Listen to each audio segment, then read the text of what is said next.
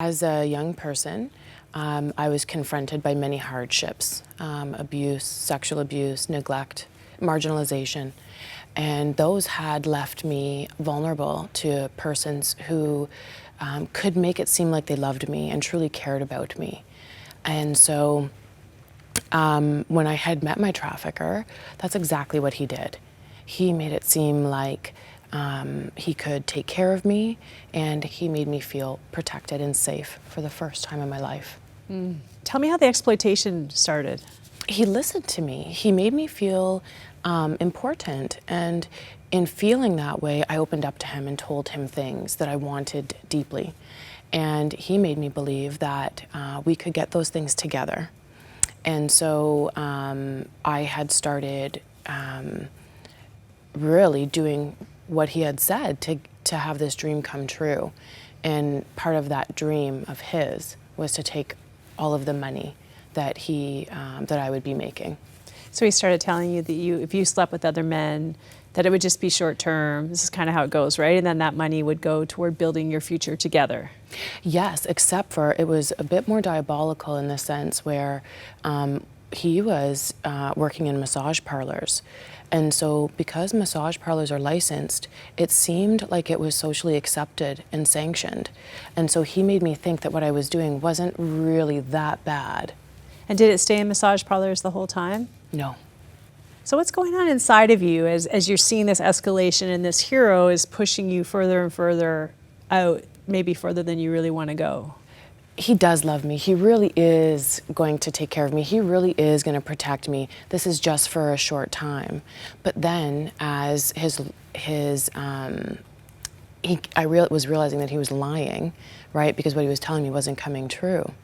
And so as more of that was adding up and more of it appeared to be lies, by then I realized that I had become very hopeless myself. And so in becoming hopeless, I stopped trying to get out of the industry. I started to believe the things he was telling me, because now he started telling me that I was worthless and that nobody would want me, and that I was unimportant. Wow. And was there violence eventually in the relationship? Yes, there was always violence in the relationship. Because of my early childhood experience, violence had become normalized in my life. So I didn't recognize the violence because I was so used to it. Why not run away at that point? What was holding you there? So it wasn't, in fact, that I was chained somewhere, not to my arms or my legs, but my mind.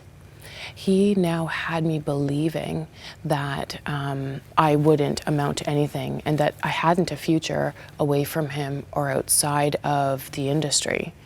And I really felt that way because of what I had been doing. So what was it that finally got you out of it to push you to leave?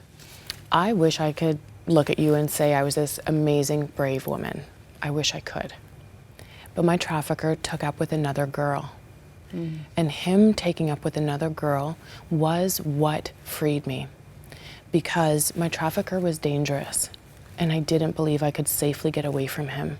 I thought he would come after me, and I thought he would come after my family. Even after he broke up with me, I still had to work at the spas. It took me about 8 or 9 months to be able to actually get away from the spas. And did you have help? There was one person in my life I had known since I was a little girl. Her name is Kathy, and her husband Jim, and they had always welcomed me into their home. It was a family that loved me, and it was an opportunity to start to explore faith. Tell me about how that happened. I had been in the home of a Christian family, and I had been able to watch them change through the power of Jesus and through their faith. I turned my head to the heavens and I started talking. I said, "Don't you see? I'm broken. I've got nowhere else to go. I'm asking you. I've seen you. I know who you are, Jesus. I know that you work in the lives of others, and I know you love, and I need you." And I started fumbling through the Psalms, and I was just pouring out my heart. I finally came to Psalm 102, and that psalm, after reading it, was the story of my life. And I literally dropped to my knees. But I asked God to kill me. I said, "Kill me right now or save me right now. But whatever you do, you have to do it right now, because I can't breathe another breath." Wow. Yeah, I told Jesus that I made my life a mess and that my life was my responsibility and that I knew that he was the only one that could get me out of this situation. And it was in that moment, no fireworks, but a nice calm peace came over me. And I sat down, and that would be the start of about 4 years of reading the Bible for about 4 to 8 hours a day. Wow. I couldn't put it down. Okay, so you're in this recovery, you're reading the Bible 48 hours a day. What is happening on the inside of you? Oh, I had come to believe so many lies about myself, about the world. My trafficker had me thinking and believing that the people who did care about me, in fact, had me believing that they didn't. And so now here I am watching them care for me. Here I am seeing that no, he was lying. And with God's help, I was able to finally start to explore really the meaning of life, what I was missing, and my purpose. I was purposeless before. Tell me about the idea of grace, because that was something you shared before this interview, which I thought was so interesting. You always were used to people giving to you expecting something back. Yes. Right? So, and grace is something that you just receive as a gift and there's no expectation of anything. Tell me about how strange that was for you.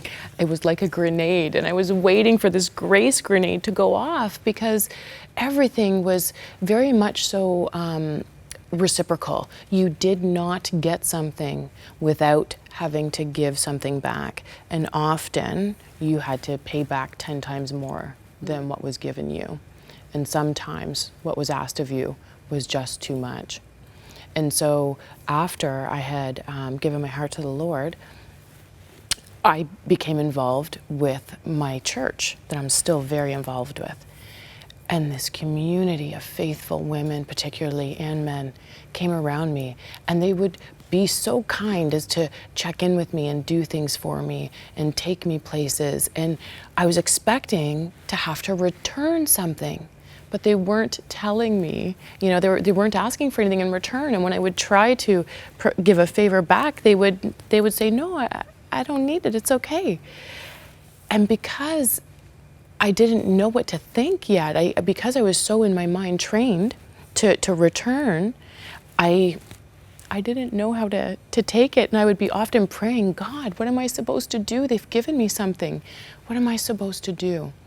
And it just felt actually quite terrible because all of this unknown. Everything's upside down. Everything was upside down. We are running out of time. You went from being trafficked to now being the executive director of a charity, doing advocacy work. There's been so much change in your life. I'm just thinking of that one person who's watching right now who might be in the situation you're in. What would you say to her who feels like she can't escape right now? The same threats, the same lies she's believing about her worthlessness.